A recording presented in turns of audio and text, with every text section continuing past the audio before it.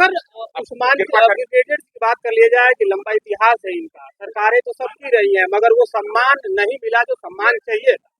अब आपकी जरूरत है, आपके अंदर ये जज्बा पैदा हुआ, मैं आपके जज्बे को सलाम करता हूँ।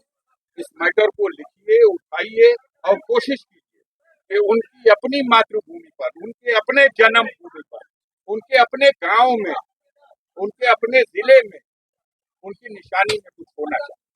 आखिरकार क्यों इग्नोर किया जाता है? अपने आप से पूछो। अमृत महोत्सव है, अपने आप से पूछो क्यों बहरी और गूंगी हो गई है ये सरकार और इसकी पूरी मिशन। पूछो, ये या तो बांटो कि एक व्यक्ति का है, आप अपना से कर लीजिए।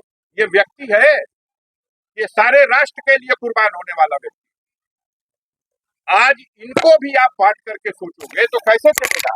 आज तक नहीं कर सके, जब जग गए तभी से सवेरा। अब छुपा सकते।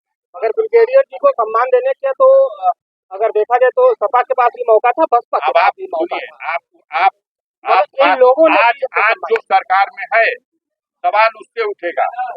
जब सपा की सरकार आएगी तो सवाल पूछ लेगा आपको बेचैनी से। मैं समझ गया कि आप क्यों बेचैन। आप घुमा करके सवाल नहीं पूछने देना चाहते हैं सरकार से।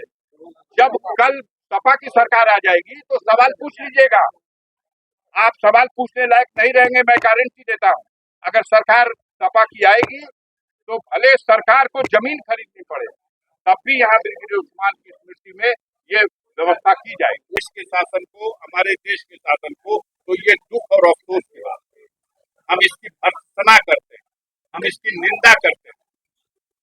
अभी तक जिले में सही में ब्रिगेडियर उस्मान की कोई भी प्रतिमा नहीं लगाई गई, लग जाएगा। देखिए, प्रतिमा का जहाँ तक सवाल है उस पर अभी हम बहुत जल्दी से कुछ नहीं कहेंगे, क्योंकि हम इसके संबंध में विचार करेंगे, राय करेंगे, तभी बता सकेंगे।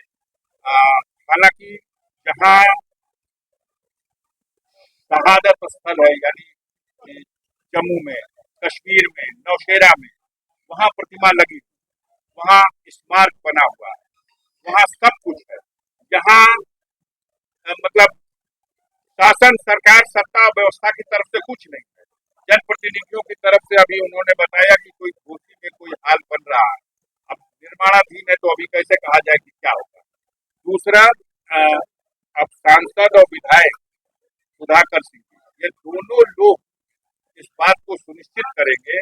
हमने यहाँ पता किया तो यहाँ आसपास इस गांव सभा में प्रधान जी भी बैठे हुए हैं, क्षेत्र पंचायत सदस्य भी है। यहाँ गांव समाज की कोई जमीन ऐसी नहीं है कि आप ये डिक्लेयर कर दीजिए शहीद पार्क के लिए।